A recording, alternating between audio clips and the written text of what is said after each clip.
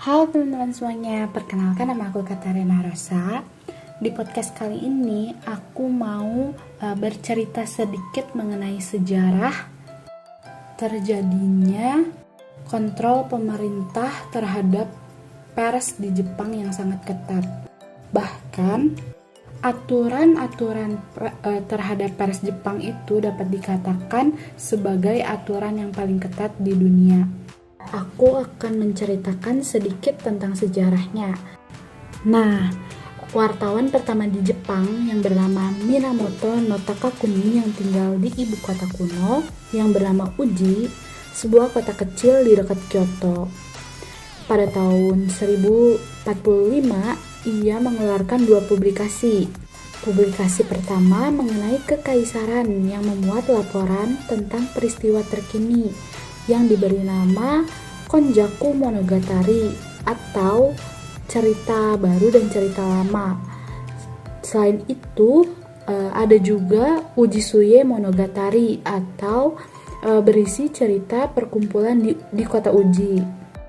Publikasi yang kedua ini berasal dari buku harian yang ditulisnya mengenai cerita istana kerajaan, cerita orang-orang, dan kejadian yang terjadi di berbagai negara, kemudian yang dicetak dari balok kayu. Jurnalisme bergambar menjadi suatu perkembangan baru bagi dunia jurnalisme di Jepang. Pada abad pertengahan, setelah pertempuran Osaka berakhir, pendiri Tokugawa Shogunate memberi perintah agar gambar-gambar pertempuran antara penguasa feodal dicetak dari balok kayu yang diukir menggunakan tangan. Hal ini untuk menunjukkan keberanian para jenderal dan pasukannya. Setelah 100 tahun berlalu, publikasi berita sudah berbentuk cetak. Yang pertama disebut Yomiuri yang memuat peristiwa seperti gempa bumi, perampokan, pembunuhan, kebakaran, bunuh diri, kejadian pengadilan, skandal lokal, dan berbagai isu terkini lainnya. Metode pencetakan dan penjualan berita ini berlaku untuk sementara waktu setelah jurnalisme modern datang ke Jepang. Namun, ada praktik pemerasan yang menyebabkan pemerintah meniadakan penjualan media cetak lagi. Dikatakan bahwa hal ini menjadi kebiasaan untuk mencetak serangan pribadi yang ditujukan kepada seseorang. Selama rezim Koshugunan Tokugawa, panggung juga digunakan sebagai sarana penyebaran berita. Contohnya, ada kasus bunuh diri di Osaka pada tanggal 6 April 1722. Seorang penulis drama terkenal di Jepang yang bernama Kino Omioto mengumpulkan detail peristiwa dari kejadian bunuh diri tersebut. Dengan cepat ia menulis drama berdasarkan tragedi yang terjadi pada saat itu. Dan pada hari yang sama, drama itu dipentaskan di Osaka. Drama ini juga menjadi salah satu cerita yang paling terkenal di Jepang dan masih dipentaskan hingga saat ini. Nah, tapi dengan berbagai publikasi berita yang tadi, pemerintah menganggap bahwa mencetak dari balok kayu adalah metode yang paling efektif untuk menyebarkan berita, sehingga masih digunakan sampai setelah munculnya jurnalisme modern. Secara singkat, pada tahun 1863, Yorozuya Eiichiro memulai dua publikasi surat kabar Jepang, yaitu Batavia Shimbun atau Batavia Press, yang berisi terjemahan artikel yang diambil dari surat kabar Belanda dan dicetak di Batavia. Yang kedua, Rikugo Sodan atau berisi cerita mengenai alam semesta, dan sebagian besar berisi terjemahan dari koran Cina di Hong Kong.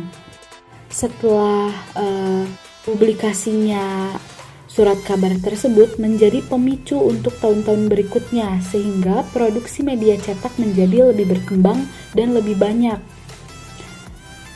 Pengadilan Kekaisaran di Kyoto memulai penerbitan lembaran resmi dan mulai menerbitkan serta mendistribusikan majalah dan pamflet untuk memperkenalkan banyak perintah dan proklamasi kepada masyarakat Jepang.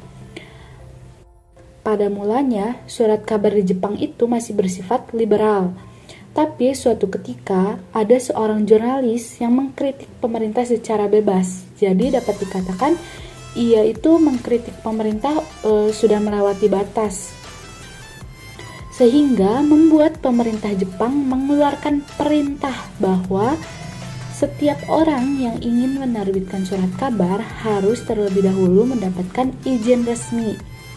Nah, hal ini menyebabkan diterbitkannya atau diundangkannya Undang-Undang Pers yang pertama pada tahun 1869. Surat kabar harian pertama di Jepang dimulai pada tahun 1871, yaitu Yokohama Mainichi. Surat kabar di Jepang tidak dicetak menggunakan alfabet, tapi biasanya seperti aksara Cina. Nah, hingga saat ini orang Jepang itu bisa disebut sebagai pembaca surat kabar terbanyak di dunia. Mulai dari sinilah jurnalisme di Jepang semakin berkembang. Dan sekian cerita sejarah mengenai kenapa sih kok bisa aturan tentang pers di Jepang yang awalnya liberal berubah menjadi sangat ketat diatur oleh pemerintah. Semoga podcast kali ini dapat memberi pengetahuan baru buat teman-teman semuanya. Terima kasih sudah mendengarkan, semoga bermanfaat.